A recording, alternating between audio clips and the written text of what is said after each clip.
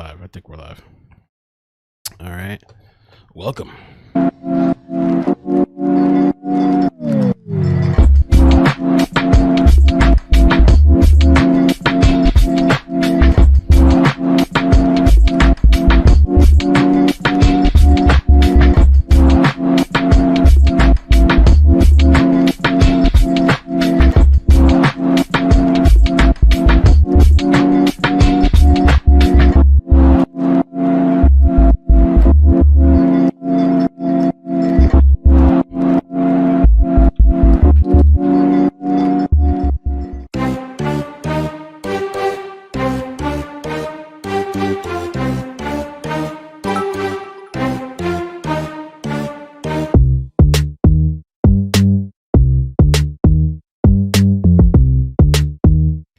Connection's good too. Good connection. Hey, welcome.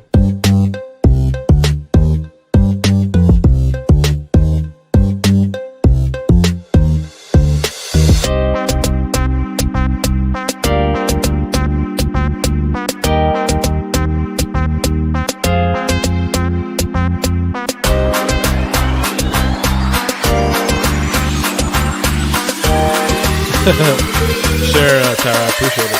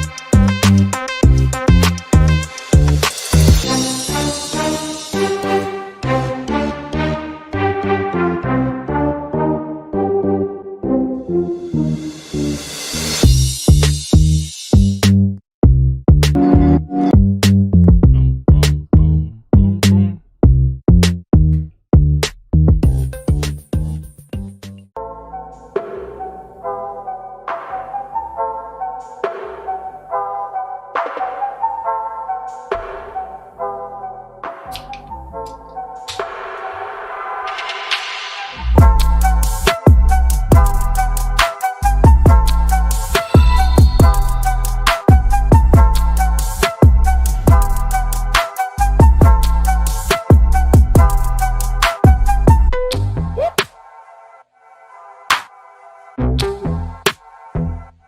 Hey, welcome.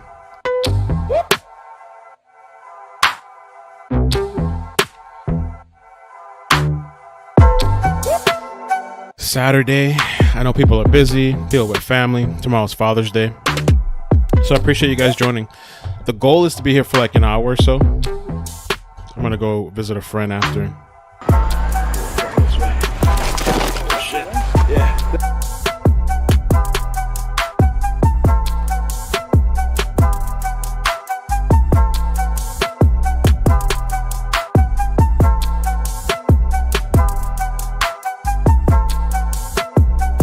Dolores, Heather, Kathy, Siggy, Evelyn, Margaret, Shar, Cat Eyes, thank you for coming. Hi, Tara, Tanika. Whoop.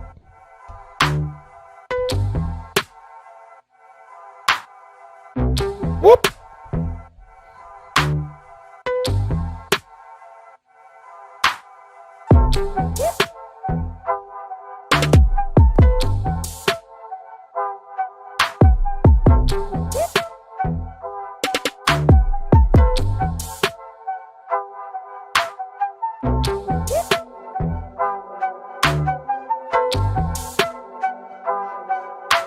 In a minute, I'm going to stop and look where we're at on GPS.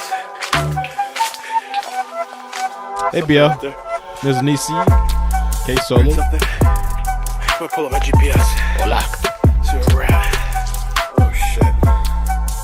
No cursing. You're not going to believe this. We're actually going back towards the trail. We're not going up. We're going sideways. Here's something creepy for you guys. We thought we were going straight up north, like north. We thought we were going... Yo, thank you guys for coming. Layla said, what is this? An actual crime scene? These are clips. I'm working on a playlist on the channel real quickly. I'm working on a playlist on the channel for places that I've been, things that I've done, places that I've traveled. This was an abandoned house where 3 bodies were dumped in the backyard, all killed execution style. And so I covered the story, but I also went out to the place and I wasn't expecting there to be an abandoned house. The other thing too, these clips are with regard to Noemi, and also some Layla missing people. Some of the last places they were seen, I went and checked out and found a bunch of homeless encampments. I did a lot. It was crazy. I even met with a private investigator that wants to be left anonymous, and it was a lot. It was a journey. And the beginning part is just the museum that I went to, and I have a whole bunch of clips and stuff that I never posted. So yeah, but anyway, welcome, man. I appreciate you guys coming by.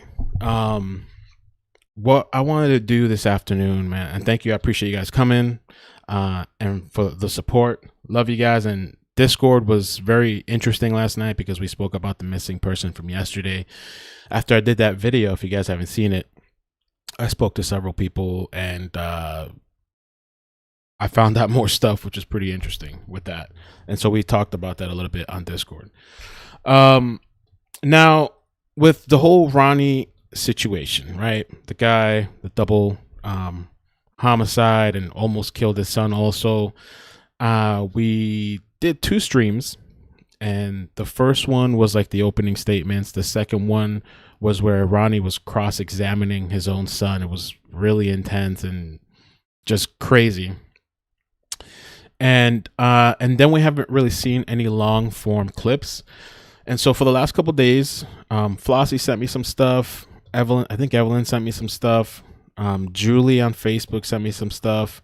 I have to double check. A couple of people sent me little clips. And so I figured let's just add all the clips up together and we can do a little update.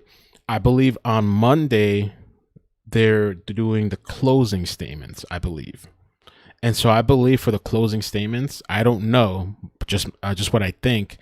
I would think that maybe they're going to put out a full video. The closing statements, a lot of times it's really interesting. Katrina, thank you so much for the stars, 100 stars. We're working towards the Facebook star goal challenge, so thank you. But the closing statements is like the last attempt, I guess, from I don't know if I should look up the correct definition because somebody's, that's not what it is. When I sat in jury duty for a month with James Layred's case, to me, it's like their last chance, their last plea to try to convince the jury. It's the last closing thing. I thought they could go back and forth a little bit. Let me see.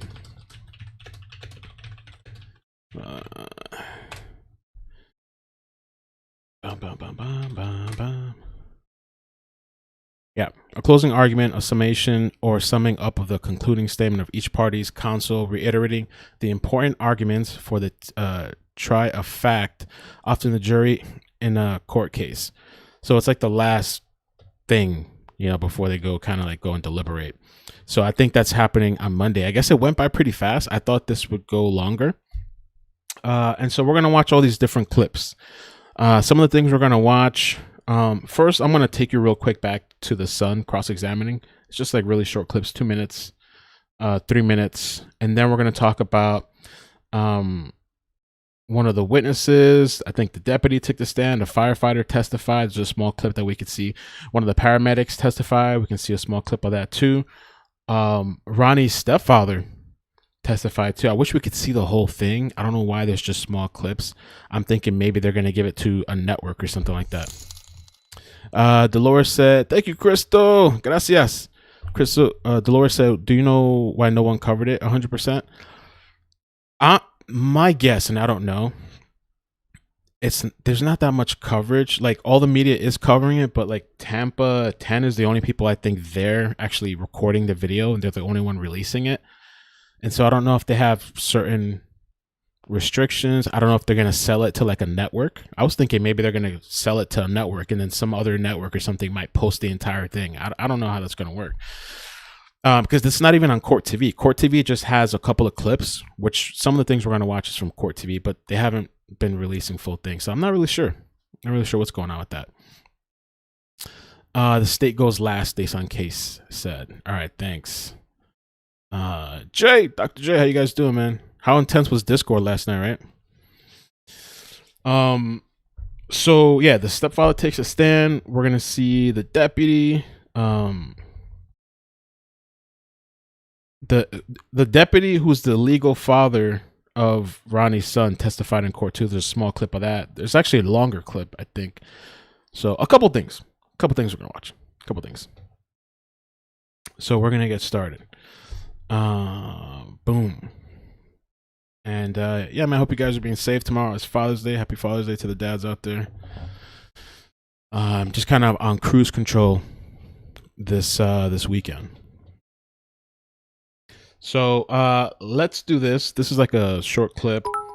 New witnesses take the stand. Oh, and you know what? If you guys want, here's something that I found, which I thought was really interesting. At the end of towards the end, if we have time, there's no way. This is like a 24-page document, right? 24 pages. And they talk about the effects and talk about different various studies of children that are cross-examined in court. And so what I wanted to do, I didn't have time to look at all this. We can revisit this, but for this stream, I thought we could read this portion here, how children respond to cross-examination. There's a couple of examples and studies. Oh, here we go. What I thought was really interesting was this part. Just keep scrolling, like over scrolling on a different page. The effect of cross-examination on the accuracy of children's reports. So I want to read this portion and then the other page towards the end. And then in another stream, if you guys are interested, I mean, this educational stuff, to be honest with you, I've done educational videos or like things where we're talking about studies. People don't really care about that stuff. You know, it's just the way it is. So maybe I could read through all the stuff and then highlight the important, interesting facts of it. But for now, we're just going to read 1 or 2 pages. So I thought that would be interesting to kind of add on for the stream. It is day 2 of the double murder trial of This is from day 2. Ronnie O'Neal. He's the Riverview. We're working kind of our way back forward a little bit, but short clips. Father charged with killing his girlfriend, Kenyatta Barron, and 9-year-old special needs daughter before stabbing his then 8-year-old son and lighting him on fire. That 8-year-old survived and is expected to testify remotely as early as tomorrow. This morning, the jury saw cell phone video shot by a neighbor showing the moment the little boy staggered out of the home, followed by his father, who'd been tasered by deputies. Many of those first responders took the stand today to describe what they saw. He was staggering, walking. He was able to, was upright, but staggering. He was apparently severely injured. Thank you, Monica. Appreciate the stars. Thank you.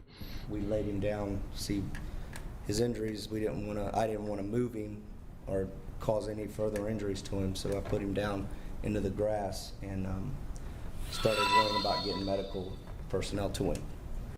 Ronnie O'Neal is representing himself and has been cross-examining many of the deputies who originally arrested him. He claims law enforcement tampered with evidence to make him look like, quote, a menace to society. So far.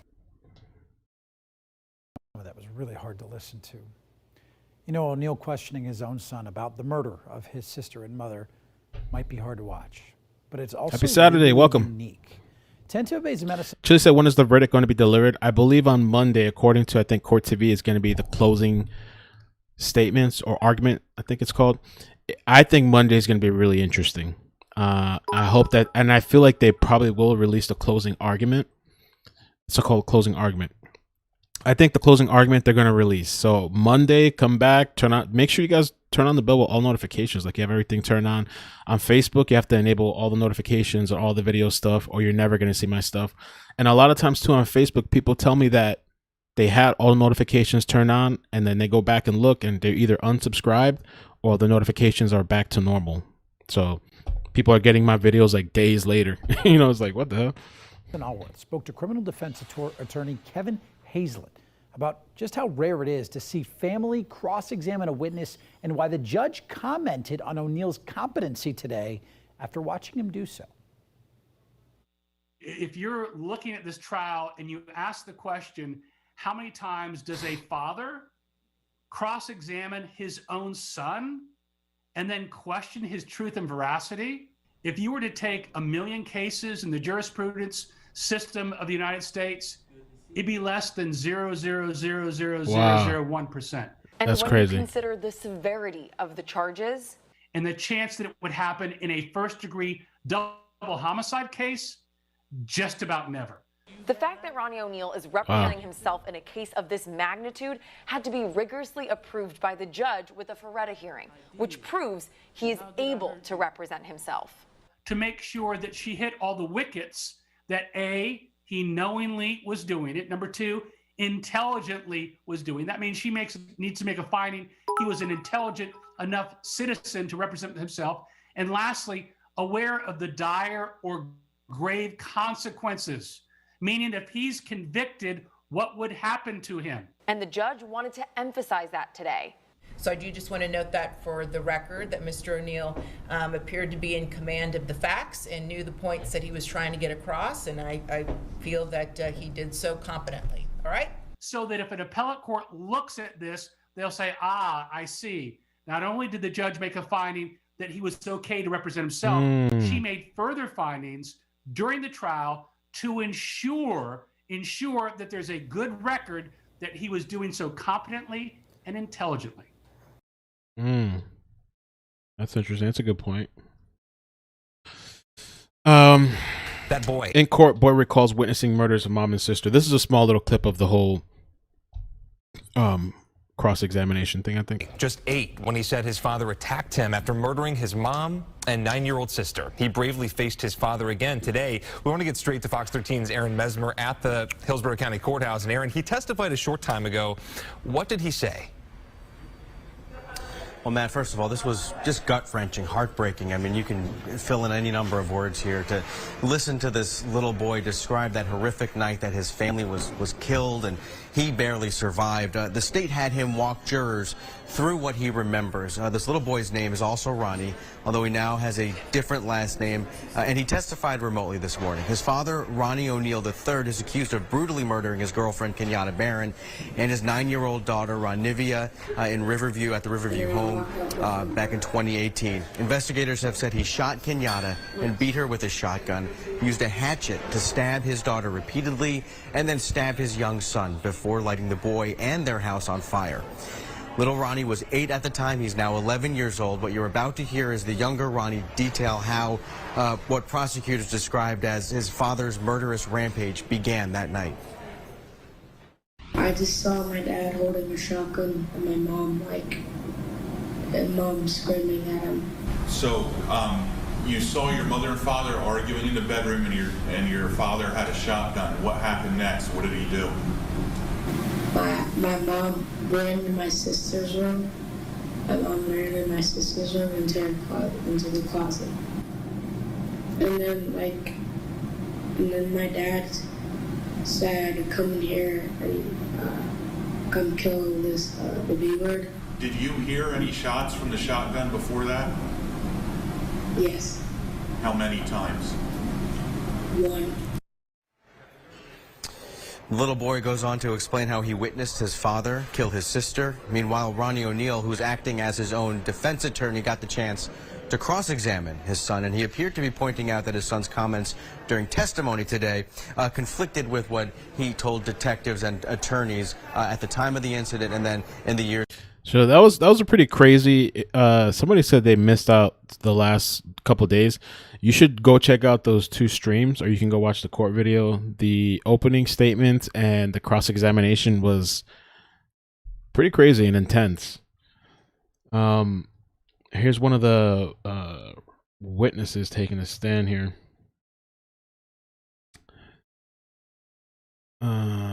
Retired Detective Tom Dirks oversaw the 2018 investigation and recalled his first impressions after meeting O'Neal the night his girlfriend and daughter were found murdered in the Riverview neighborhood.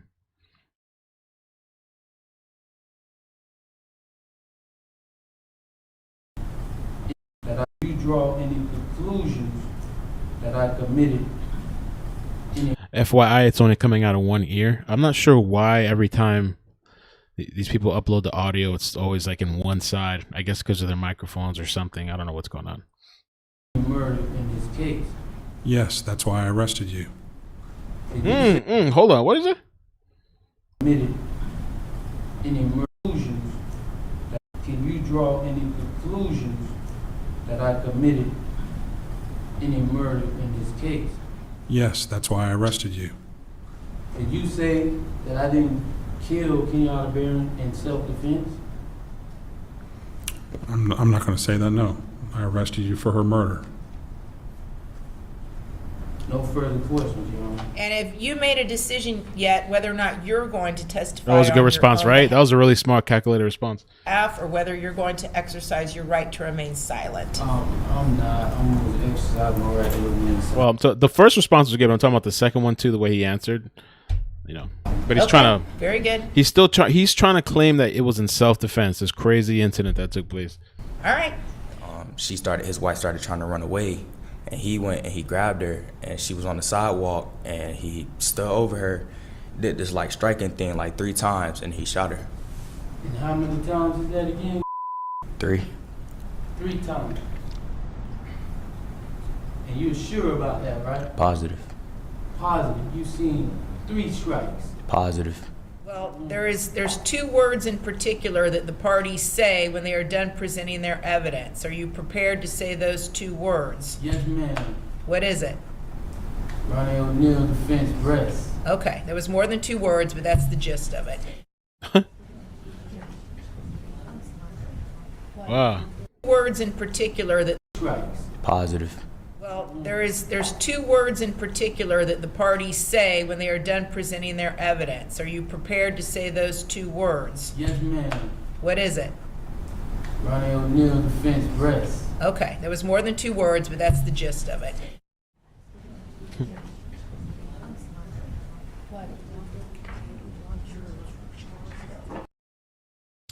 So I was wondering, who's this person right here behind him, talking to him?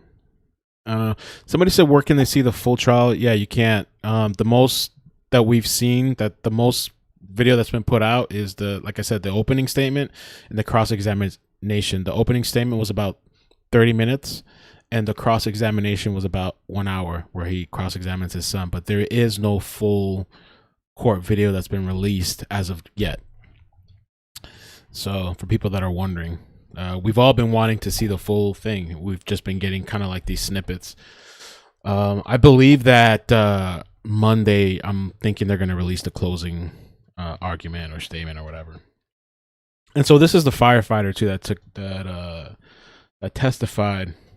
The floor was covered with blood. That's the public defender. Okay, that's what BL says. Public defender. Okay. Or his counsel. That's what I was wondering, because in one of the other videos, somebody told me that he is representing himself, but he has like some lawyers in case behind him. I don't know if that's true or not. I don't know the details, but I don't know. But he is representing himself. See, Tanika said his co-counsel. G-Money said his co-counsel. I don't think, I don't know. I'm going to probably say it's probably his co-counsel. Because I remember in the other stream too, somebody said that, I believe. Two in the double murder trial of Ronnie O'Neal. He's the Riverview man accused of killing his girlfriend and their 9-year-old daughter in March of 2018. And he's also accused of stabbing his 8-year-old son, who survived and is expected. The whole thing with this guy, Ronnie, he knows how to maneuver in a courtroom. Like I said, I'm not co-signing anything he's done, but he's not like an idiot that has no idea what's going on. He knows what's going on in the courtroom. And I mean, who knows? The prosecution's probably like, okay, fine, let this guy represent himself. It's probably easier for us, you know? Okay, go ahead, represent yourself. To take the stand. But today we heard from the people who were there that day, and we got to warn you, how they describe what happened could be graphic and tough to listen to. Our Bo Zimmer is live outside the courtroom, where, Bo, it's been yet another emotional day inside. Yeah, all at the same time. For the second straight day, Ronnie O'Neal arrives in handcuffs to defend himself in his own capital double murder trial. The Riverview father charged with killing his girlfriend, Kenyatta Barron, and 9-year-old special needs daughter before stabbing his son and setting the house on fire. Tuesday, jurors watched cell phone video shot by a neighbor showing first. We saw that on the previous thing too. Responders arriving as O'Neal's then 8-year-old son tries escaping the home. He was staggering. He was apparently severely injured. Hillsborough firefighter EMT Donald Foster was one of the first inside the home, now filling with smoke and flames. I found that I was slipping, which I couldn't figure out why, because I hadn't applied a lot of water. So I ducked down to the ground to try to see exactly what I was slipping on, and I realized that the floor was covered in blood. At one point, he described finding O'Neal's 9-year-old daughter covered in burning debris. She was rushed outside, but it was too late. It was beyond recognition as far as anything other than just a body at that point. Hugged my other firefighter and cried, to be honest with you. Paramedics turned their attention to O'Neal's surviving 8-year-old son who was badly wounded and burned. Lieutenant Veronica Vite transported the child to a nearby soccer field to be airlifted to Tampa General, but says she remembers him speaking before he was sedated. I believe he said, my dad killed my mom or my dad shot my mom. It's one of the two statements that he made. Now, O'Neal actually did cross-examine some of the very deputies who were involved in his arrest. Most of the and I really wish we could see that stuff. Maybe in the future we will. This is all that's been coming out besides the 2 main clips. It's just smaller versions. I could make a compilation and put all the little bits together if there was enough interest in that. questioning, however, focused around. But at the same time, they might release this stuff at a later date, so I don't know that it's worth putting in a bunch of editing together. I mean, it wouldn't be that hard, really, to make a compilation. But around how O'Neal was treated himself during that arrest. So it was kind of interesting. They're also expected to testify in this case. And this is a paramedic. By the way, guys, we're watching the clips right now. Like I said, Monday's the supposed closing statements. And at the end of the stream, we're going to read. There's this really interesting document that's 24 pages long, but I can't read it. We don't have time today to do 24 pages. But I'm going to read this interesting thing because on the cross-examination live stream, we spoke about, you know, should kids be cross-examined or what are the effects? And there's actually studies and cases that people have documented. And I think this is really interesting. So I'm thinking we read 2 of these pages.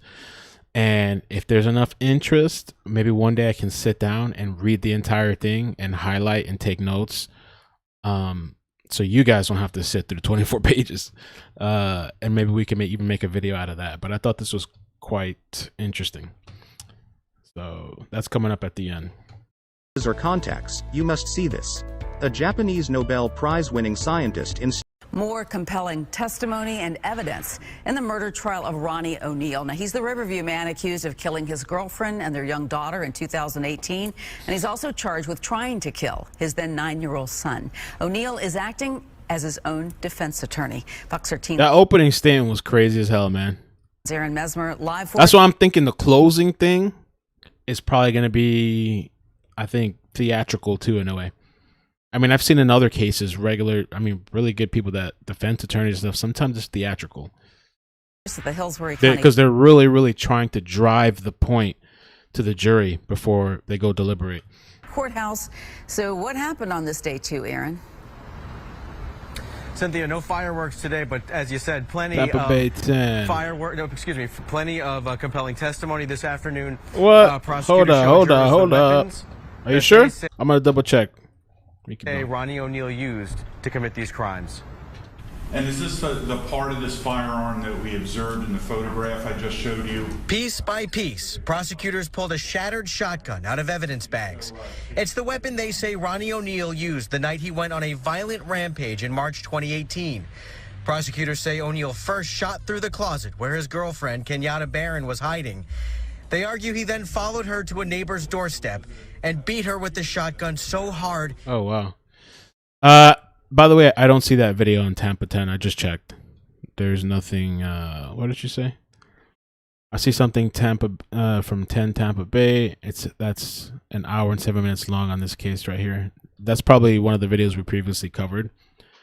That's probably the cross-examination, which was an hour long. That was the second live stream we did on this.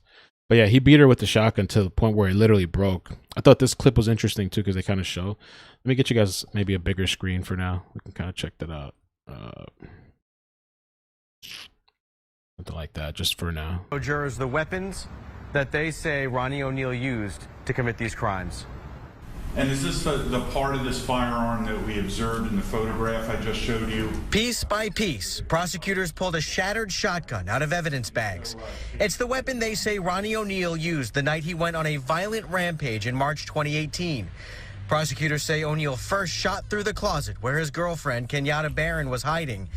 They argue he then followed her to a neighbor's doorstep and beat her with the shotgun so hard it broke into pieces. So does it appear that the barrel portion of this is bent? And the steel barrel bent. O'Neal, who was representing himself, wanted a chance to hold the weapon, but prosecutors weren't comfortable, and neither was the judge. I feel that's in everyone's best interest. Yes, ma'am. I'm not some convict. I'm innocent until proven. I know, Mr. O'Neal, and I assume that as well, but... Right, but y'all treat me like you don't know that. Investigators say these are the same weapons O'Neal used to brutally murder Kenyatta and his 9-year-old daughter, Ronivia.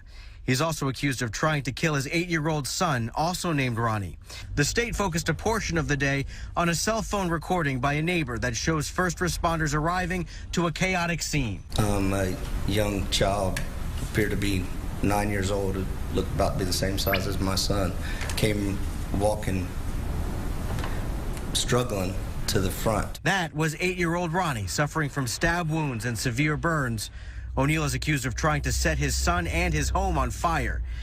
As little Ronnie was flown to the hospital, paramedics say he was able to say a few words. I believe he said, "My dad killed my mom," or "My dad shot my mom."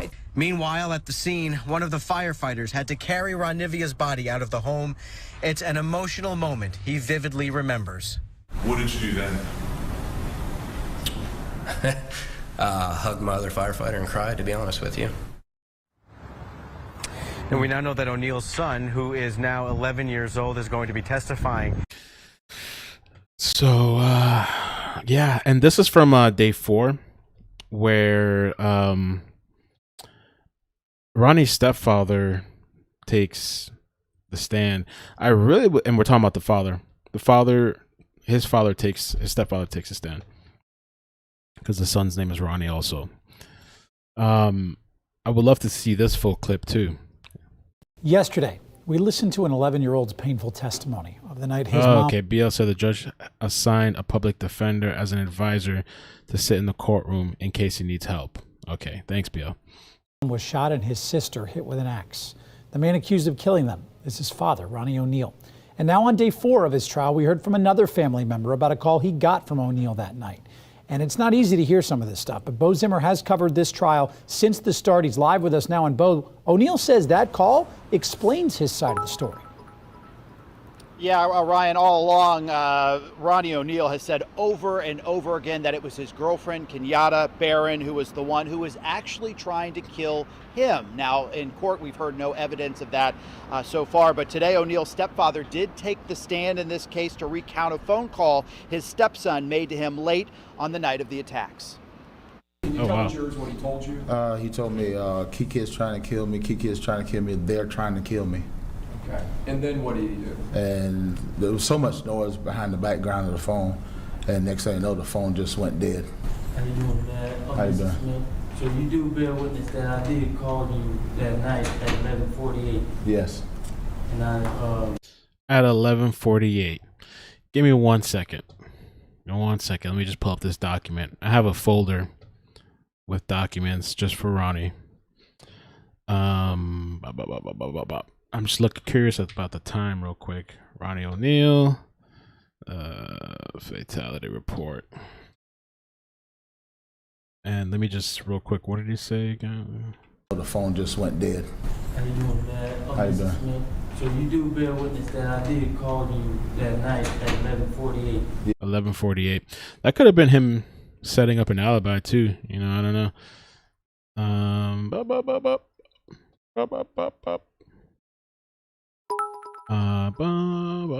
I think this one had the times, if I'm not correct. Something had the times. Maybe this is not the one.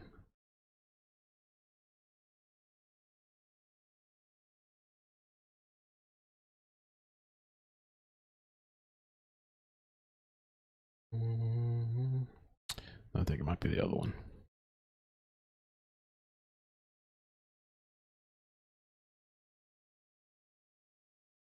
Oh no, that's not that one. Not that one.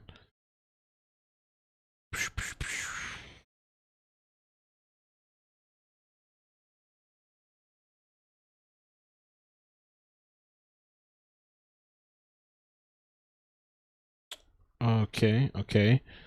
Additionally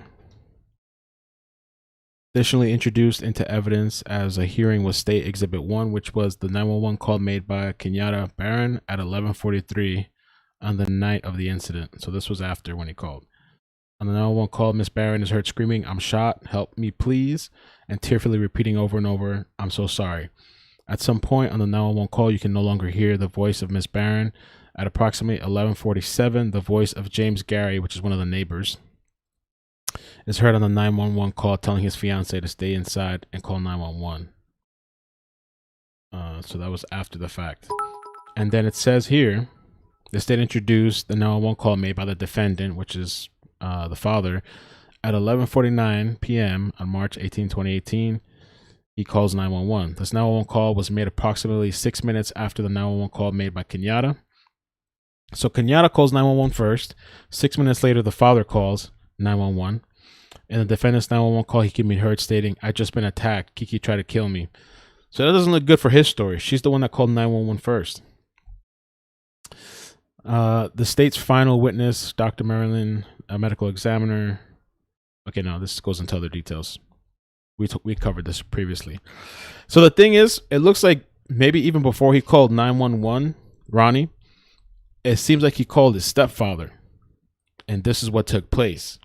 So Kenyatta calls 911 first. And then Ronnie calls his stepfather, it seems like, and then he dials 911 after. Let's hear this. Today, O'Neal's stepfather did take the stand in this case to recount a phone call his stepson made to him late on the night of the attacks. Can you tell the jurors what he told you? He told me, Keke is trying to kill me, Keke is trying to kill me, they're trying to kill me. Okay. And then what did he do? And there was so much noise behind the background of the phone, and next thing you know, the phone just went dead. How you doing, man? How you doing? Smith. So you do bear witness that I did call you that night at 11:48. Yes. And I did sound very intense. Very intense, yes. And excited, you would say, or I was putting emphasis.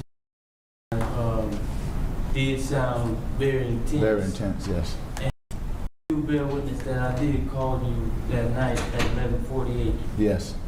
And I did sound very intense. Very intense, yes. And excited, you would say, or I was putting emphasis on my words, which I was like he was in stress. State of stress. Yes, Other sir. witnesses also took the stand this afternoon, including a USF pediatrician who described life-threatening stab wounds and burns to O'Neal's son and the ones that he had to be treated for. And just listening to that testimony, as Ryan said earlier, was just so difficult. And it was one of the first times we actually saw O'Neal appear to show some actual emotion.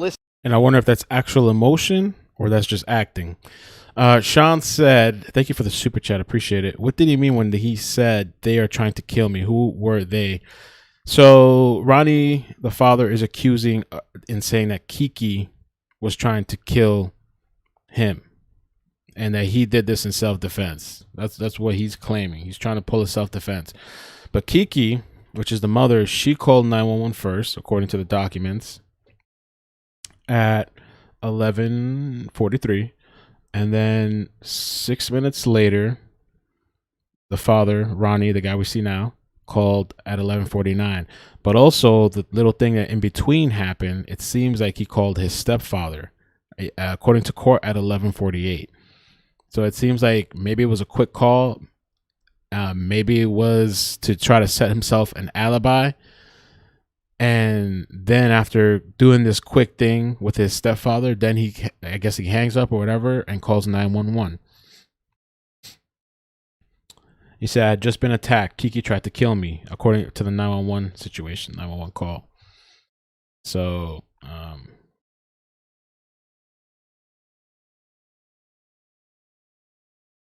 listening to his son's injuries. We can tell you also that multiple fire investigators testified earlier today, and they indicated that they found evidence of accelerants, specifically gasoline, that was used all around the home to help get this fire started. and it's like, it seems like he was trying to burn everybody inside too. He must have, I don't know, he obviously wasn't thinking rationally. I don't know. And, you know, they said he was screaming Allah Akbar, and there's accelerants all over the house. And according to the fatality report, the son had the surviving son had burn marks on 30% of his body. Yeah, 30% of his body, multiple stab wounds, all this. It was just insane, crazy, nutty. Oh, and so this is kind of an interesting one too.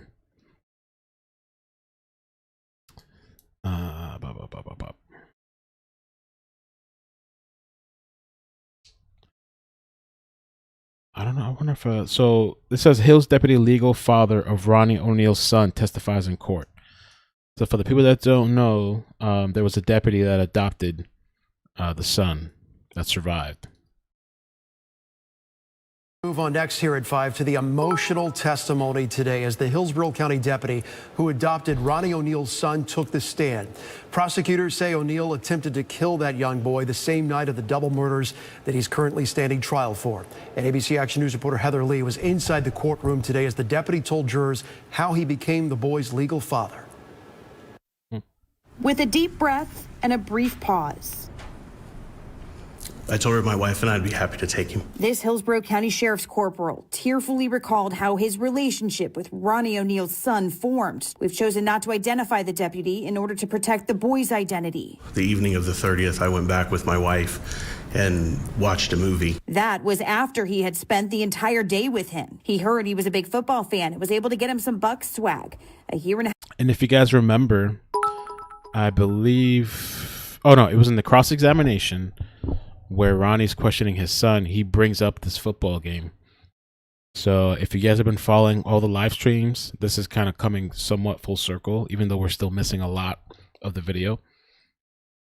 And watched a movie. That was after he had spent the entire day with him. He heard he was a big football fan and was able to get him some Bucs swag.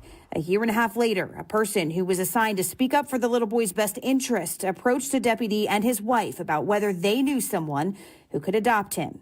And they made a choice. And did you and your wife subsequently, in fact, adopt as your own son? We did on November 25th, 2019. The corporal, who was a detective at the time of the double murders, did show up to the scene, but testified he had never met the little boy. He was only tasked with securing a search warrant and transporting an inmate uniform to a fellow detective. At that point, was your part in this investigation of this case over? Yes, sir. In cross-examination, the little boy's best. I want to play that again one more time, just to like really listen to it. But thank you, Sean, for the whatever it's Sean or Sean. Yeah, Sean. Sean says, but after he said Keke, he said they are trying to kill me. Not she, but used the word they, which makes me think he was saying Keke and the kids are trying to kill him. Words matter. Interesting. What I'll do is I'll finish this little clip and I'll replay the other clip with the stepfather. You're referring to the stepfather, right? Where he talks about the call, I believe, right? So I'm going to play that again after this. Interest approached a deputy and his wife about whether they knew someone who could adopt him. And they made a choice. And did you and your wife subsequently, in fact, adopt as your own son? We did on November 25th, 2019. The corporal, who was a detective at the time of the double murders, did show up to the scene, but testified he had never met the little boy. He was only tasked with securing a search warrant and transporting an inmate uniform to a fellow detective. At that point, was your part in this investigation of this case over? Yes, sir. In cross-examination, O'Neal made just one statement. Thank you, sir, for all that you've done. And I mean that from the bottom of my heart to the top of my head. No further questions, young. Earlier in the day, see, there's so much that happened that I want to see the full video. jurors heard testimony from Billy Smith, Ronnie O'Neal's stepdad, who talked about a frantic late-night call. He told me, Keke is trying to kill me, Keke is trying to kill me, they're trying to kill me. Okay, so the stepfather says they are trying to kill me. I don't know if he really said that verbatim or he just remembers like that. I don't know. But yeah, it's a good thing to point out, Sean. Told jurors the call woke him up and didn't last long. There was so much noise behind. The call woke him up and didn't last long, which I believe he called, like I said, called the stepfather and hangs up and calls 911. It's like almost like establishing an alibi. In the background of the phone, and next thing you know, the phone just went dead. Okay. Did you try to call him back? Yes, I did. Several times? Several times. Did anyone answer the phone? No. Smith and his wife rushed to the home to find a crime scene and then rushed to Tampa General Hospital, where O'Neal's son was being treated for 2nd and 3rd degree burns and stab wounds. He was in critical condition. He was on a ventilator and had a tube in his esophagus, in his trachea in order to breathe. Rose said, Don, the family members said they didn't want him. That's why the cops stepped up. If that's true, damn, it's unfortunate. But I mean, I guess if they didn't want him, it's a good thing that the cop took him. He had multiple tubes in his neck and chest. A fire investigator also told jurors he smelled gasoline while examining the little boy's clothes, as well as O'Neal's daughter's clothes. The judge told O'Neal he needs to prepare to call his witnesses starting tomorrow. Heather Lee, ABC. So, this one is a little bit longer. Let's see what we got left. We got these. Oh, Jesus. Look at the thumbnail. They know what to do, right? Okay, we put the short clips here. So we got like 4 more clips, and then I want to read to you this document that I thought was interesting, like I mentioned a couple times. And we can end off on that once we get through these. This one, let me see.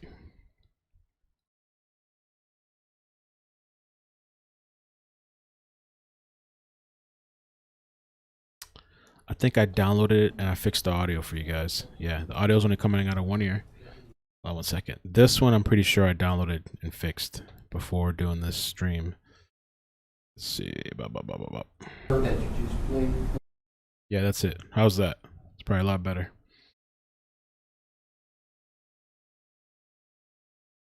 There we go. A couple quick questions. Deputy Tagliarini? Yes, sir. All right. Good morning, sir. Good morning. Mr. Ronnie, can I see that police exhibit that you just showed? State exhibit? Which state exhibit? Oh, the state exhibit, I'm sorry. The video or the photograph? Video. You want me to start it? No, I can start it. Okay. I just would like to see. This is the actual video, Your Honor. That you just played? Well, what we did was we downloaded it to the desktop, and we were playing on the desktop so it runs better. Oh, well, can you start it for me? Yeah. Thank you, sir.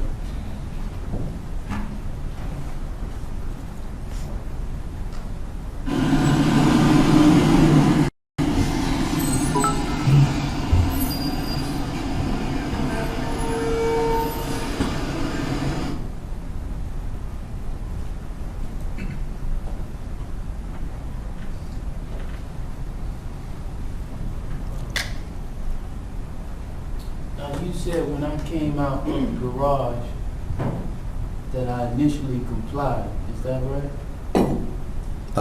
And got down on the ground. It appears on the video, yes, sir.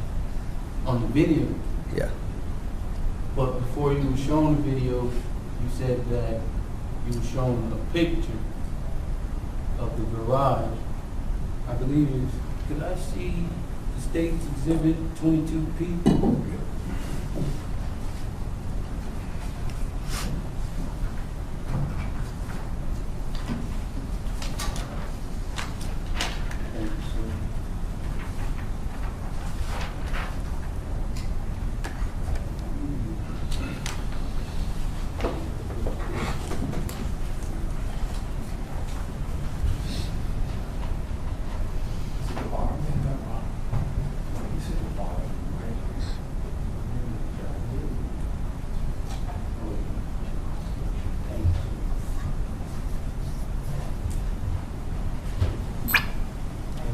You said that I came out somewhere about right there where that object is right there.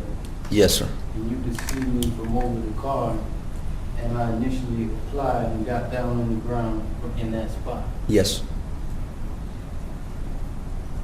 Is that an actual fact? Yes.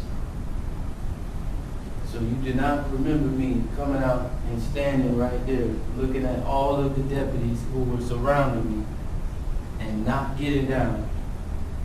And I started to walk off.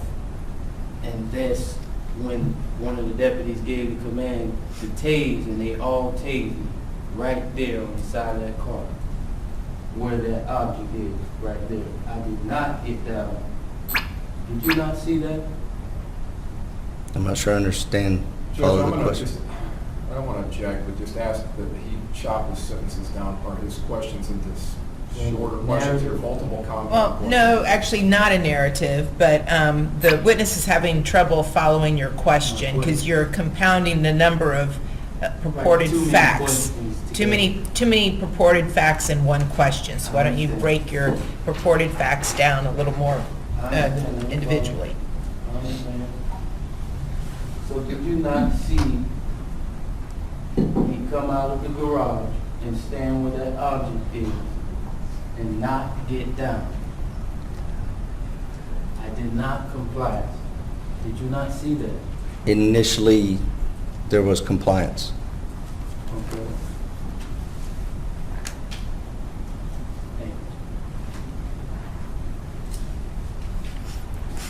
Deputy Tagliarini, do you know what corroborating evidence is? Objection, relevance. I'm going to sustain the objection. That's a legal term. I understand.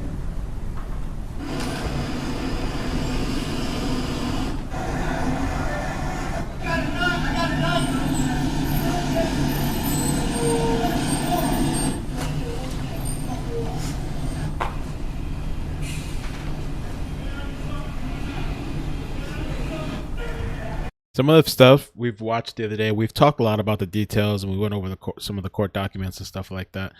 But this is when he was coming out, and at first, from what I remember, he gets down, but then he gets back up and he starts walking, and they're telling him, get down, and so he gets tased.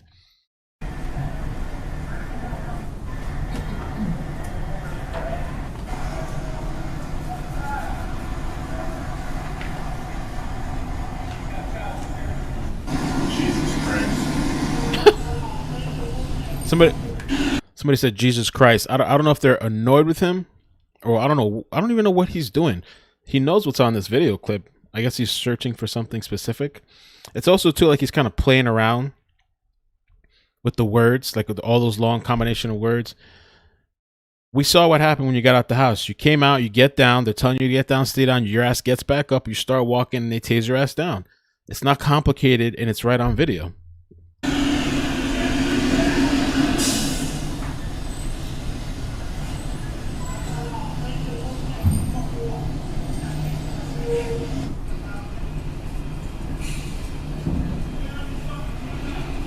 So there he is coming out.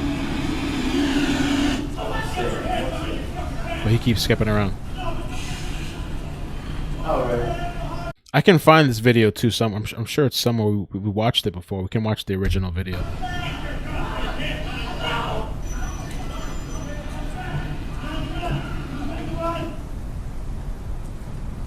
So this guy in the black sweater we already identified as Deputy Danilo. You identified yourself as this guy right here running with the flashlight, is that right? Yes, sir. Okay.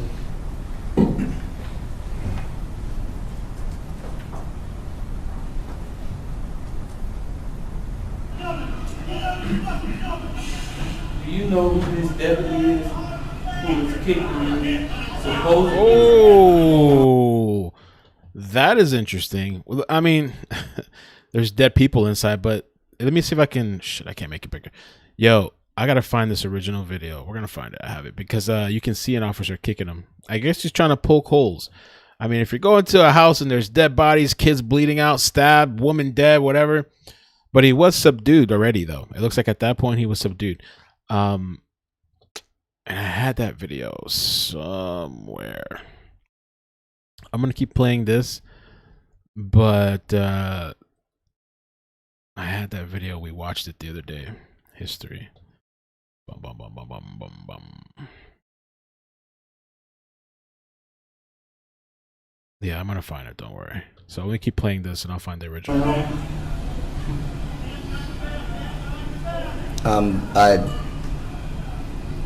I can't see a face.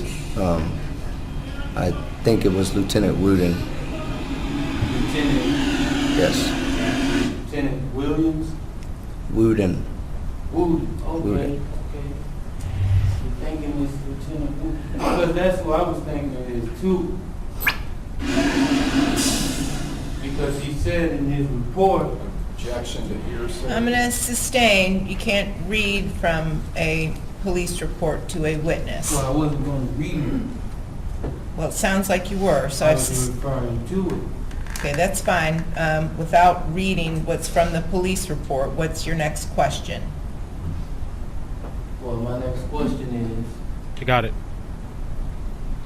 well, I really didn't have a question. I had more of a... Okay, well, this is cross-examination, which means you have to ask questions. I understand. Shit, right? I mean, you might be a little pissed coming to a place and seeing all these kids and all this a horror scene, but I understand, but that's what happens in court. When the other side objects and I sustain the objection. Well, I understand that, Your Honor. I'm competent enough to understand that. I agree you are.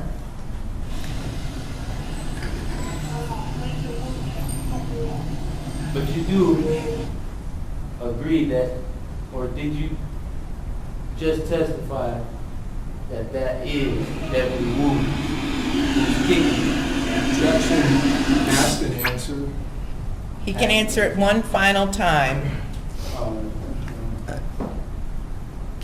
He's using the word kick, and I think that's a misrepresentation. But it's Lieutenant Wooden. That's what that was. What? So let me ask you this. What do you think he's doing if he's not kicking me, sir? Well, I can't speak for him, but No, for you. I'm saying your perspective of what that there's a lot is of, doing. when you taser somebody, there's a lot of prongs, wires that are all over people. Sometimes you roll people over for the purposes of avoiding contact with your hands. The defendant, I'm going to get into hearsay, but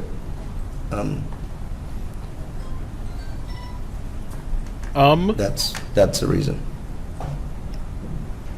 That's my assessment. But you didn't answer my question, sir. I'm asking you, from your perspective. It appears he's trying to roll you over, who is subject to his fondling on the ground and kicking. Okay, thank you, sir. So listen, this doesn't negate anything, all those horrible actions, but we're just watching and it's interesting, and he's trying to do his job. He's trying to poke holes. This doesn't negate all the horrible shit that's happened, but it's interesting, and it's interesting to see this guy's answer. I mean, just be honest or whatever. You're just saying you were just turning him over.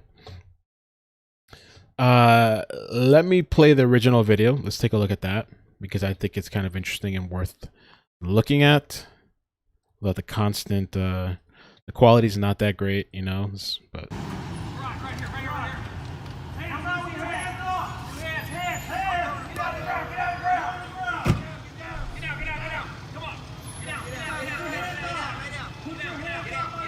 So that's when he comes out. Let's see. Comes out. It's on the floor.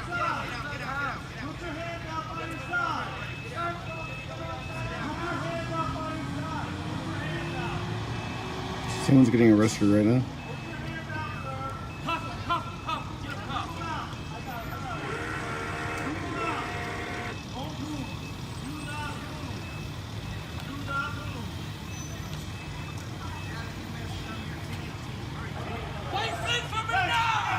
He gets up. He starts walking. And that's kind of a good point too. Even aside from this story, just seeing this kind of stuff, which I don't want to say too much yet until I see the video now. But we all see what's happening, and that doesn't negate anything about what this guy allegedly did, you know, all the horrible things. But it does kind of show that people will say shit that doesn't line up and doesn't make sense, and even it's on video. You could just be fucking honest. Oh, sorry, I shouldn't be cursing so much. Just be honest. By the way, thank you for the subs, for the subscriptions. Monica, Jonica, Tisha, thank you for the like. David, KB, Pedro, Carolyn, Allison, thank you for the like. Appreciate that. So he just gets up and starts walking. Oh, I'm out of here. I ain't gotta do nothing. They just tased him. Let's see. Maybe he was trying to kick him over. I don't know. Maybe.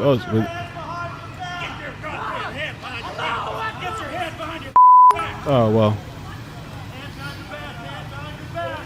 Well, I thought it was like continuous kicking. Maybe he was trying to get him over. I don't know. It's like 2 kicks or something. I mean, it's hard to see what's going on to the vehicles right there.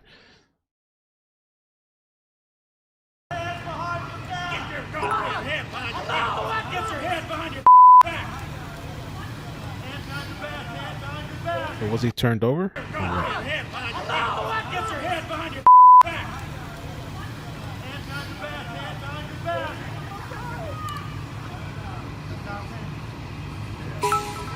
He's kind of kicking around and flailing. Why they cut the scene? I wonder. You gotta wonder too why they cut the scene. Yeah, I don't know. It's edited.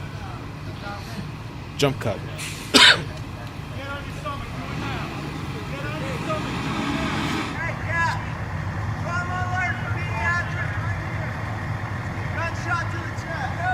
Gunshot to the chest.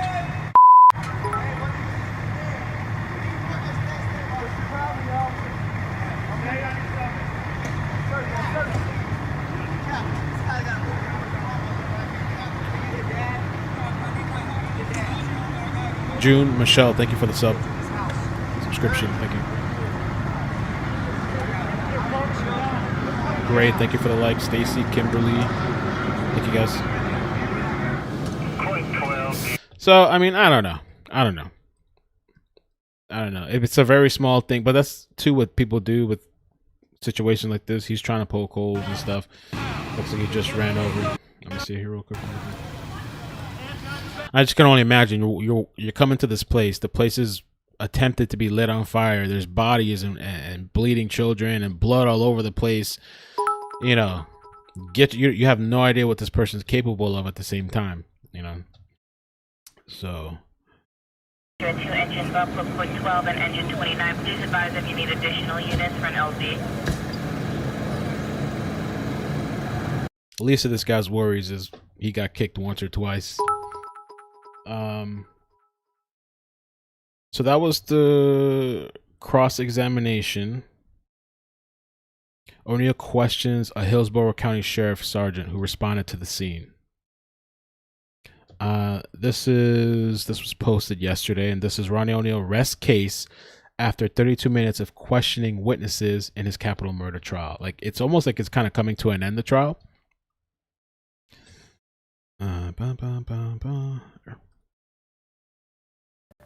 We're getting closer to a verdict. The double murder trial of Ronnie O'Neal will continue on Monday with closing arguments. He's accused of killing his girlfriend and daughter before attacking his son. It's been an emotional week of testimony. Bo Zimmer shows you how today wrapped up. While defending himself in his own capital double murder trial, Ronnie O'Neal's questions didn't always get the answers he was looking for. Can you draw any conclusions that I committed any murder in this case? Yes, that's why I arrested you. Even the teenage neighbor called by O'Neal. Oh, so that was a teenage neighbor that we saw come up earlier in the stream.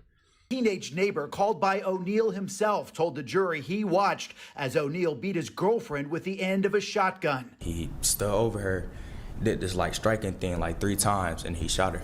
Then it came down to this choice. Have you made a decision yet whether or not you're going to testify on your own behalf or whether you're going to exercise your right to remain silent? I'm not. I'm going to exercise my right to remain silent.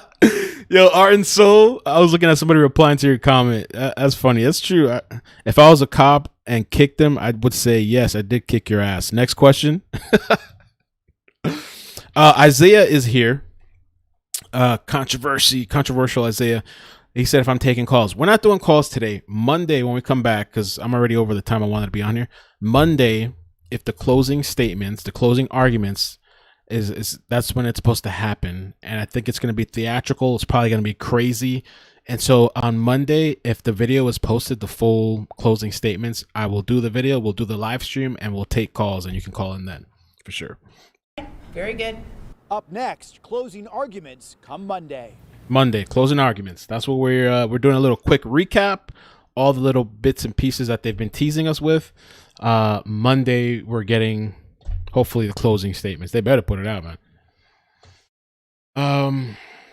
After a full week of I think we just saw this.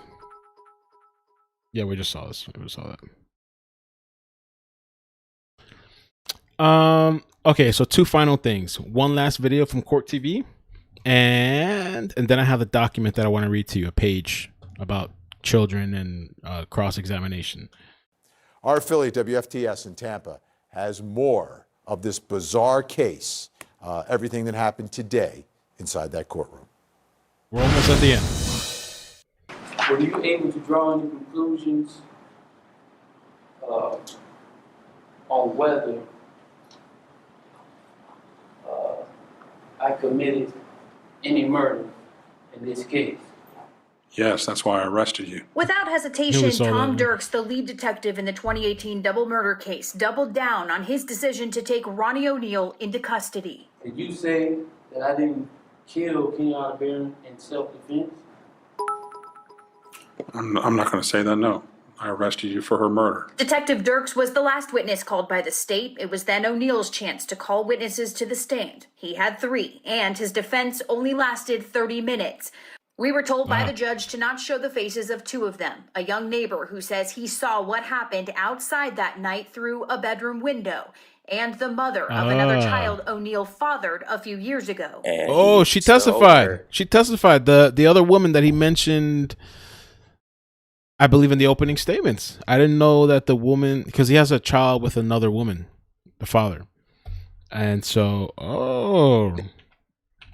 He saw what happened outside that night through a bedroom window, and the mother of another child O'Neal fathered a few years ago. And he stood over her, did this like striking thing like 3 times, and he shot her. And how many times is that again? 3. 3 times. And you're sure about that, right? Positive. damn. Positive. You seen It's like this is more than the other clips. That's why, like, there's only these small little tidbits, and you got to like put it together. That's why I'm saying maybe I can do a compilation, but I want to see what comes out Monday. I could probably do a compilation and just put it all together so it's easier for people to see.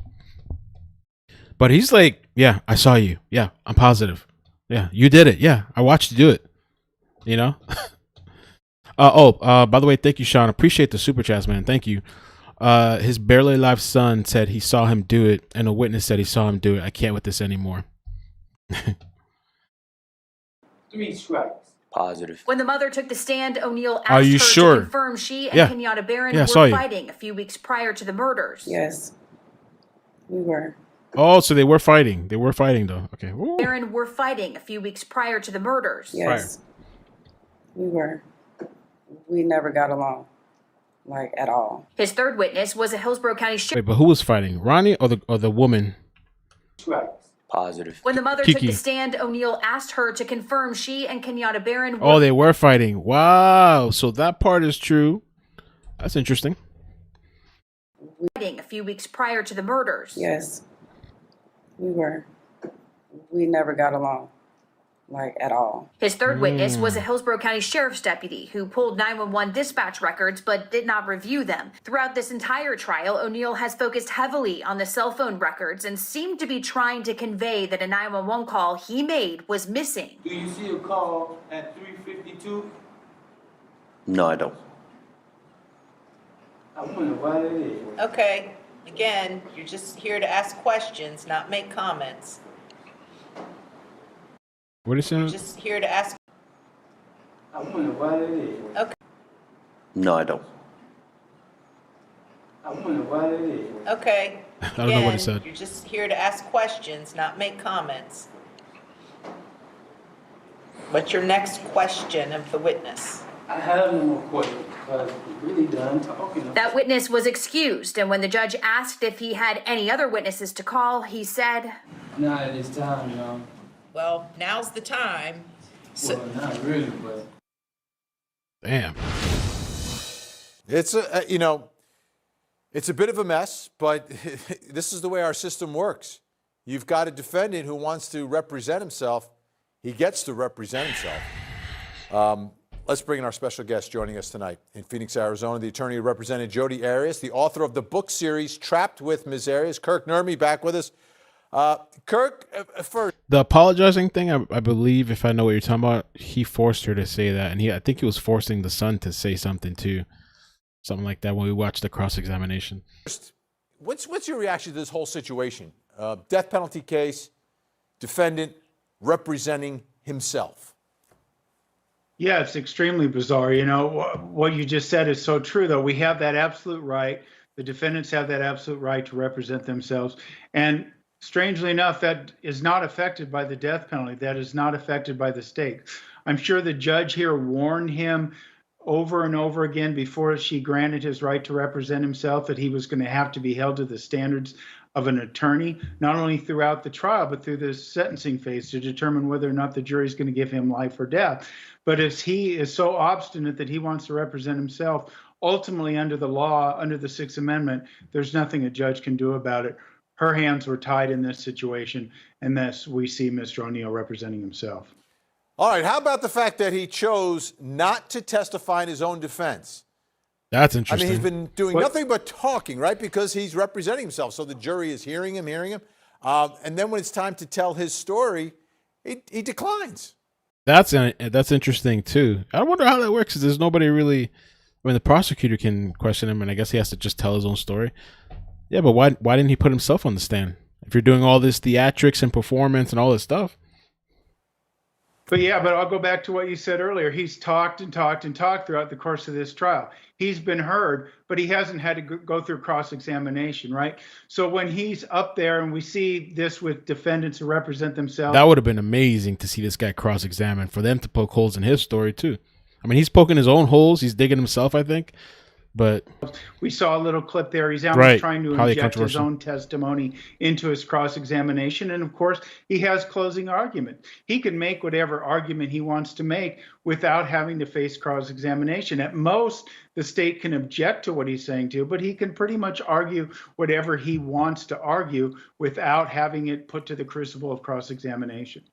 And ultimately, I think the decision not to testify bolsters the finding of the judge that he knows what he's doing. I mean, he knows what he's doing. He knows if I don't testify, they can't ask me questions. It's not like this guy is totally, out of his mind in doing all this. He's smart enough to realize the limitations that prosecutors will have if he doesn't testify. So I think this decision, I don't know if it's going to help or hurt one way or the other, but at the end of the day, I think it confirms that he knows what he's doing. Well, yeah, I think it will, Vinny, and I think we see the judge making pains to make this comments on the record because keep in mind, when we're talking about a death penalty case, if he is ultimately sentenced to death, that's going to go up all the way to the Federal Circuit Court, all the way up to the U.S. Supreme Court. So his competency to stand trial is one thing, but the court illustrating and the record illustrating that he is making some wise decisions show that his death sentence, if that's what he ultimately receives, was a product of a lawful, proper judicial process under the 6th and 8th Amendment, and therefore the execution can go forward. So in that regard, the court is doing an excellent job of kind of letting Mr. O'Neal dig his own grave if that's what the jury believes is appropriate. All right, there were so many different unusual moments during the course of this case that is going to continue on Monday. Here he is now cross-examining the police officer who has adopted his son who survived that night, testified earlier in the trial. This is an unreal, amazing moment. Let's take a listen. I told her my wife and I'd be happy to take him. And did you and your wife subsequently, in fact, adopt as your own son? We did on November 25th, 2019. Thank you, sir, for all that you've done. And I mean that from the bottom of my heart to the top of my head. You'll never see anything like that in any other case. You've got the defendant representing himself thanking the officer who's a witness in this case for adopting his son. What's the impact of that on this case, on this trial, and if we ever get there, the death penalty? Well, I don't think it's going to have a lot of impact on the verdict, right? But I think your question as it relates to the death penalty is an important one, because remember, when a jury considers whether to sentence someone to life or death, they do so on all the evidence, on everything they've seen. So will Mr. O'Neal's gratitude that he's expressing to the man that adopted his son be enough for them to show mercy? Perhaps. I don't know if that was his intent or if the gratitude was genuine. It seemed genuine. But ultimately they can consider everything they've heard, and that will be one of the things that the jury will likely consider when they're deciding whether or not to sentence Mr. O'Neal to life or death. All right, closing arguments are on Monday. Let's take a look at Ronnie O'Neal during his opening statement. Well, we already saw all the opening statements. I would do something. Maybe we should watch it again a little bit. Kenyatta Barron's 911 call. But all of a sudden, it ends up after I called Kenyatta. After Kenyatta Barron's call was made, now I'm calling 911. But originally, I called 911 without even knowing she called 911 during her call. But the evidence is going to show that your representatives and law enforcement, local law enforcement, wanted to make it seem like I'm some kind of menace to society. And I ran after killing Kenyatta Barron, knowing that authority was on the way to kill my own children.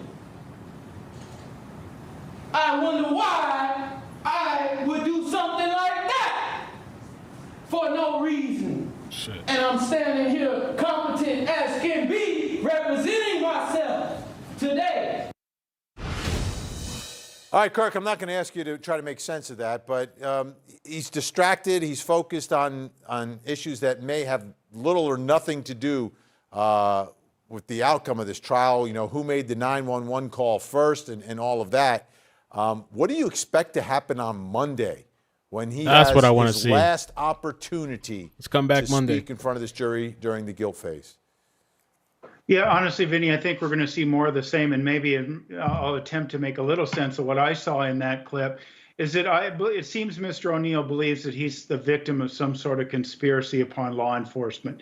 The records have been altered, testimonies have been altered, things of that nature, right? So I think what he's trying to express is his anger and his righteous indignation towards what has happened to him, towards this conspiracy against him. So I have no reason to believe that we're not going to see the same things Monday, if not more so during closing argument, as long as he follows rules of decorum, because I believe he's going to feel like his freedom, the rest of his life, and maybe his life itself is at stake based on this conspiracy. And he is very upset by this conspiracy and wants the jury to understand his emotion and connect to that emotion. That is, I think, what his desire is in this representation. Let's listen to a little bit more of that opening statement. Anything that I may have said, they exacerbated it and made me say it consecutively over and over like Allahu Akbar, which I may have said once or twice. But they wanted to make me seem like a terrorist. And so you hear it 8 or 9 times, and you hear me calling Kenyatta Barron a bitch and a whore. So what is the jury's takeaway from this, right? I mean, they've gotten to hear a lot from him. I mean, that opening statement was one thing, but he's had a range of emotions during this entire thing. Does that humanize him in any sense, where maybe a jury will be less likely to see him as a monster if they believe he committed the murders and they convict him when we get to that penalty phase? Is there any way, in some strange twist, that all of this could help him in the penalty phase? It's possible he's showing a lot of raw human emotion. I don't know that the raw human emotion that he's displaying is really going to land with the jury, right? We see these people, this erratic behavior. Could it help him? Could jurors feel like he has some sort of mental disability, some sort of erratic behavior, some sort of mood disorder? Possibly, but Vinny, it's so hard to tell without any, right now we don't know any mental health assessments, anything of that nature. So whether this behavior is consistent with that and whether that will affect the penalty phase, that's going to be the real question. All right. So definitely Monday, I'm going to be looking forward to that. Hopefully we can watch it together. I'm thinking Monday night because I don't think they're going to release. It depends how early this thing finishes. Maybe we'll see it in the afternoon or morning. Who knows? I want to read to you guys this document, and I'm also going to post a poll on YouTube. I've always wanted to test out the poll thing. I think it's a new option. And the question is, should children that are victims be cross-examined by their parents? We had that whole conversation, and it's just very, it's hard to say, I think, and people are on different sides of the fence of that. And it's something that I think there's articles about it and information about it. So I'm just going to post that there, just see how that works as a test. And I'm just going to read one page before we head out of this document. Let's see, where's that? Boom, boom. Okay.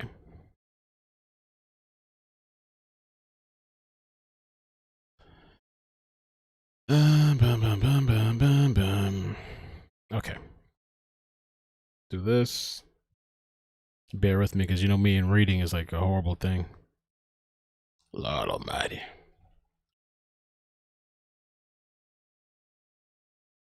A little bit closer.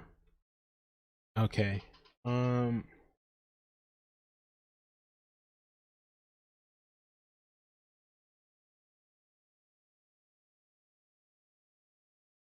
Okay, yeah, that's what I want to read.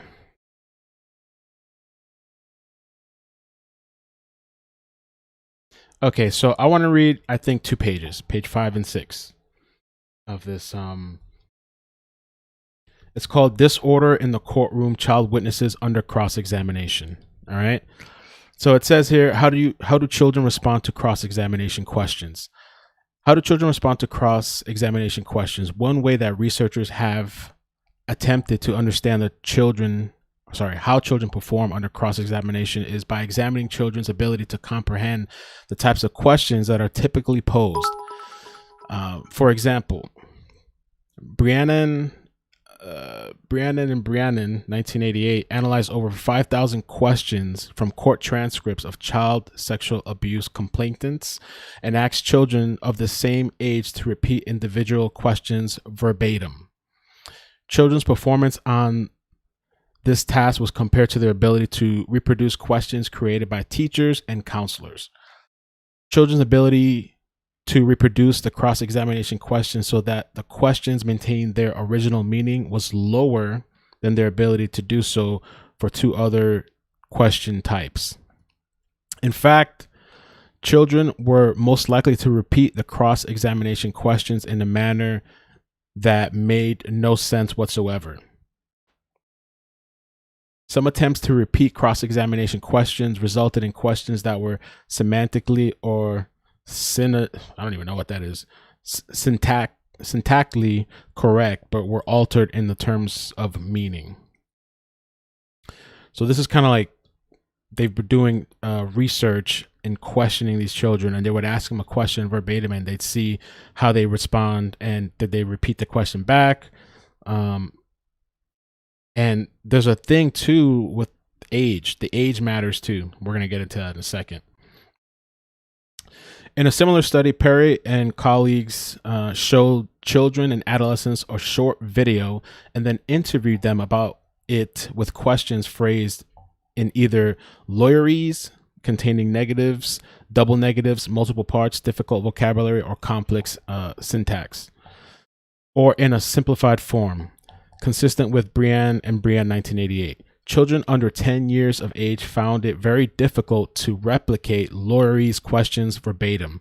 Furthermore, while 5 to 7 years old, found it difficult to retain the meaning of either simple or complex questions.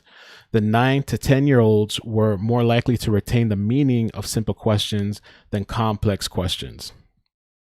Interestingly, over 90% of children correctly identified whether or not they had understood simple questions, but when participants believed they had understood the questions in Lawry's form, only 54% of participants were correct, indicating that children do not necessarily know when they have misunderstood what is being asked.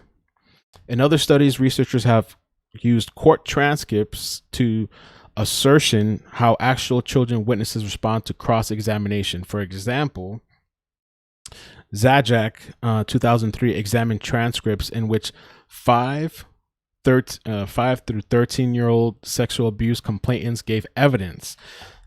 In the cases that were examined, children undergoing cross-examination seldom requested clarification, often answered questions that were ambiguous or didn't make sense, and showed high rates of compliance with leading questions. That's an important thing too. Kids, they can easily be led. You can lead them to the answer that you want to take them, that you want to get. Notably, 75% of children changed at least one aspect of their testimony during cross-examination, which is what we witnessed with, Ronnie cross-examining his son. Many made considerably more than one change, or some retracted their allegations altogether. Many of the changes that children made were preceded by a leading question that challenged the child's credibility. An example is, but that's not what really happened, is it? And this is from 2009, 2003. So, maybe they've come up with other ways to talk to children. I'm sure they've, found things and guides and rules and what not to do, what to do.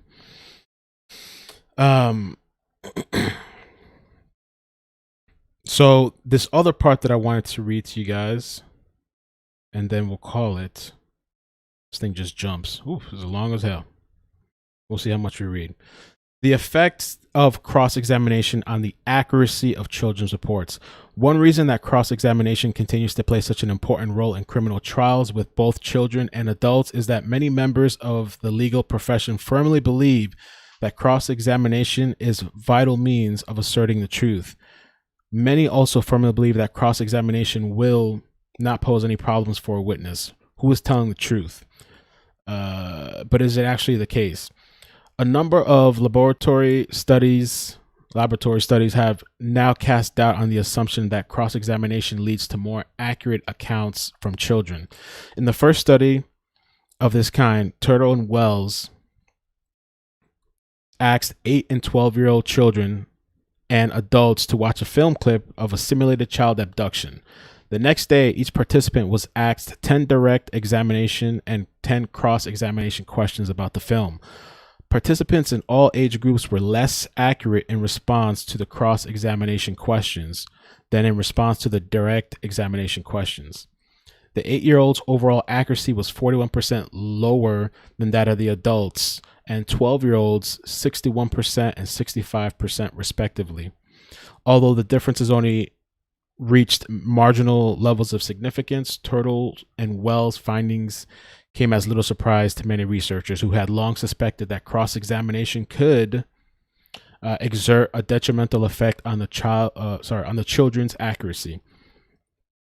It says here, because the authors did not provide any detail about the questions that were asked of their participants, however, it is possible to assess whether their cross-examination questions were. The heck is that? What's going on here? Something flat. I got it. Sorry, I was being attacked by some creature. Where was I at here? Okay. More recently, let me see how much we got left here. Okay. Yeah, we'll stop at the end of this. Okay. More recently, researchers have used court transcripts to develop standardized laboratory analogy of cross-examination. In the first study of this kind, Zajac and Hain took 5 and 6-year-old children on a surprise trip to the police station and then interviewed them twice about their experiences. The first interview, a basic analog of different examination, took place 6 weeks after the event. The interview consisted of a free recall phase followed by 4 yes or no questions, consistent with the legal process in numerous jurisdictions around the world, where an early forensic interview is videotaped and then later used in place of direct evidence in court. This interview was taped 8 months later. The children, oh, that's a long time. 8 months later.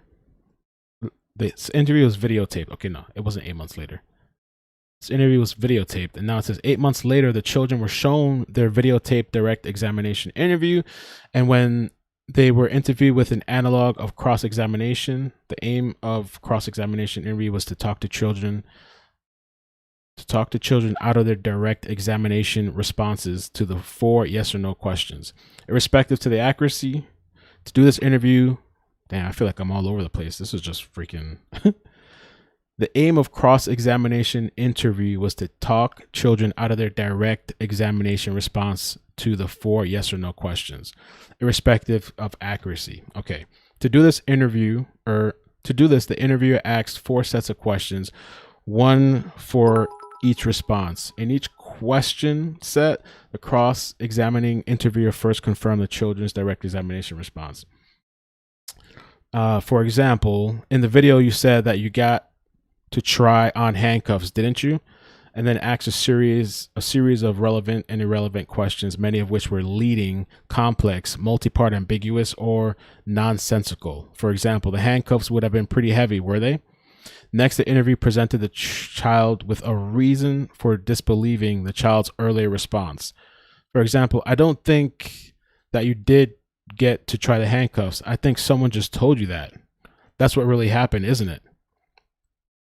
Several reasons for disbelief were used. Most of these were taken directly from court transcripts, while some were based on statements that adults often make when challenging children.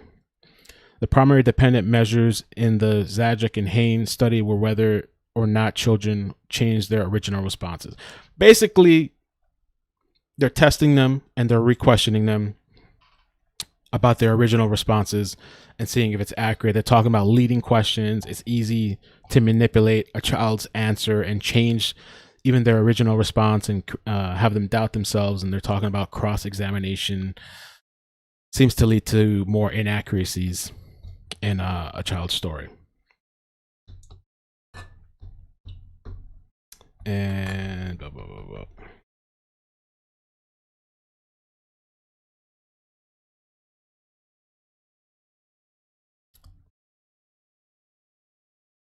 Okay, let's see.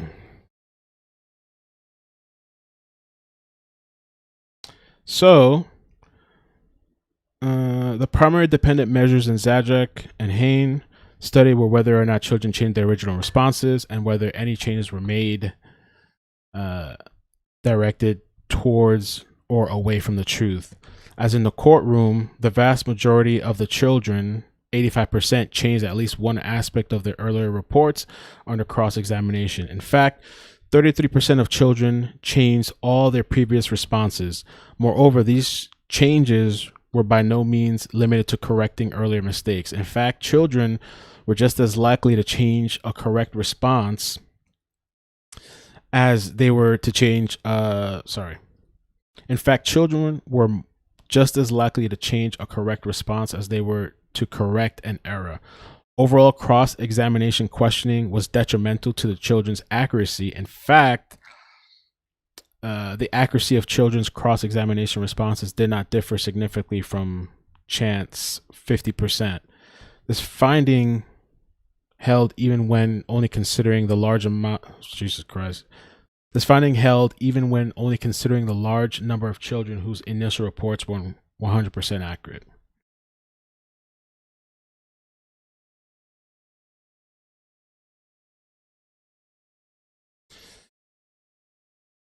So yeah, I mean, this thing is like 25 pages long, or 24. I completely butchered that. Wow, there's still people here. Sorry about that. Don't ask me to read, yo. That was kind of weird. But basically, what they're saying, I don't even ever want to read this thing again. To be honest with you.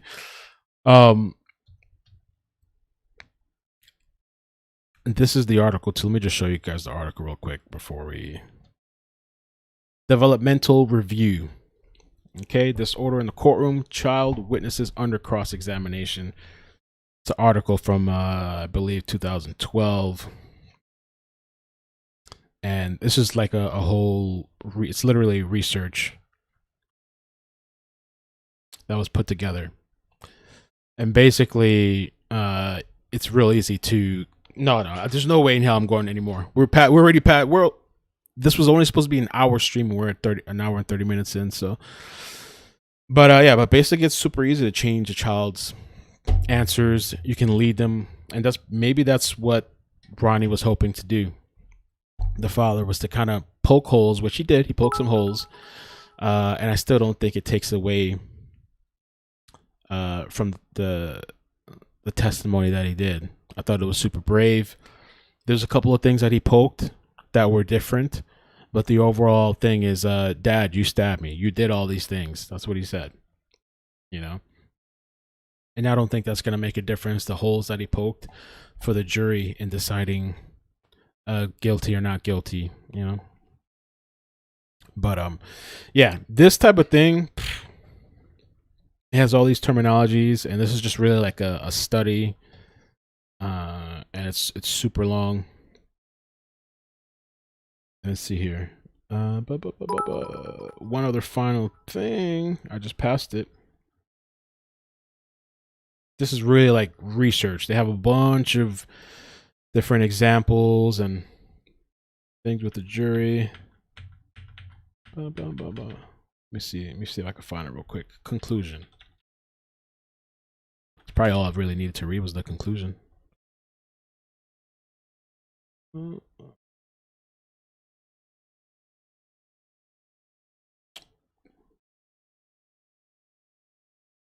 Concluding remarks. So let me finish off with this final thing, which is probably what I should have just read in the first place. The concluding remarks. There's something interesting too above it.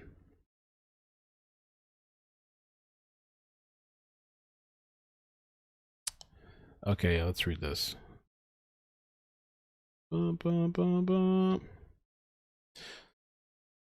Okay, it's concluding remarks, and we'll be out of here. Recent research has made it clear that cross-examination is unlikely to be the truth-finding technique that many believed it to be. Instead, the style of questioning typically used during this processing complete. I'm reading it wrong. It's kind of hard to see. Instead of the style questioning typically used during the process directly contravenes almost every principle scientifically established over the past 30 years for obtaining complete and accurate evidence from any witness, particularly a child. Of specific concern, the types of questions typically employed during cross-examination have shown to exert a significant negative effect on the accuracy of children's reports about personally experienced events. Although the difficulty that children experience during cross-examination appears to be widely recognized because cross-examination is a mainstay of adversarial trial procedure, there appears to be resistance to its reform. Some progress is designing effective interventions has been made with preparation programs that give children practice and feedback at answering cross-examination style questions, achieving promising results. Significant work is still needed, however, to maximize the effectiveness of these interventions. The legislature and judiciary also needs to be open to an alternative means of gathering and testing children's evidence. On the other hand, it's clearly dangerous to allow testimonial evidence to go untested, especially when corroborating evidence is absent or limited. And this is where, yeah, it's true. I mean, his thing, the son's testimony. I don't know how fully necessary it is, but I think it helps in this case. What empirical research has yet to tell us is how proposed alternative methods of testing children's evidence fare with regard to establishing the truth. So cross-examination seems to have negative effects. The story can change, details can change. I mean, it's a child. But also, I guess what they're saying here too. On the other hand, it's clearly dangerous to allow testimonial evidence to go untested. That's true also. You know what I'm saying? If a child is telling their account of the story and nobody can question it or answer it, and you're supposed to defend yourself, that's a tough thing too. So, all right. So let me see the chat and the comments, and then we'll get out of here. We'll roll out. I'm kind of hungry too.